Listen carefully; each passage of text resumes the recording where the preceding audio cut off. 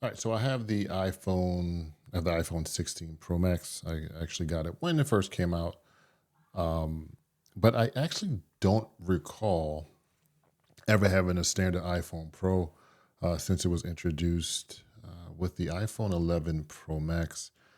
Uh, a part of me actually has been thinking, should I go smaller this year around? Switch things up a little bit, if you know what I mean.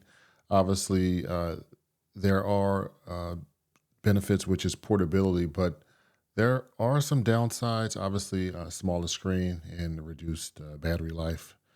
The iPhone 16 Pro Max actually has a 4685 milliamp battery, or a 4685 milliamp battery, compared to the iPhone 16 Pro, which has a 3582 milliamp battery.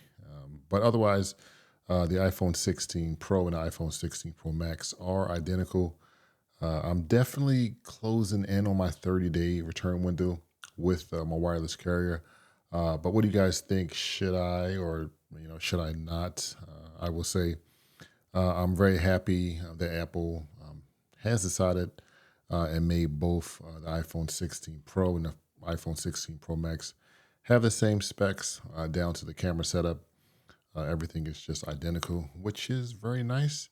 With that said, a part of me is kind of missing carrying around my iPhone 15 Pro Max as my daily driver. I do use it for this YouTube channel that you are watching now. I do find it very effective. It's like a no nonsense way of gathering content in a fast manner. I don't have to deal with my mirrorless camera, particularly. Uh, I would say it's good for POV shots when I'm using my REY-GEAK magnetic neck phone mount for reviews. So having my old iPhone 15 Pro Max as a dedicated camera for this channel has been a really huge benefit. So that's probably one of the biggest reasons I've decided to, hold on to the iPhone 16 Pro Max. Just said a lot there, but I will say a part of me really has to train myself to use the camera control, dare I say, button. One of the reasons, one thing I did realize is with the camera control, if you actually go into the settings and change the light press force settings to lighter and accessibility settings under the camera control, it definitely makes the camera control more responsive when it relates to swiping back and forth, zooming in and zooming out, which is very nice. But I would definitely have to really make the argument that the camera control is not what I thought it would be, or when Apple presented it to the world. Keep in mind, there are some additional features coming to camera control button, which I'm really excited about to see how it actually works, particularly the visual intelligence feature. I think it would be kind of cool to see how it works now. Will I, use that feature on a day-to-day basis?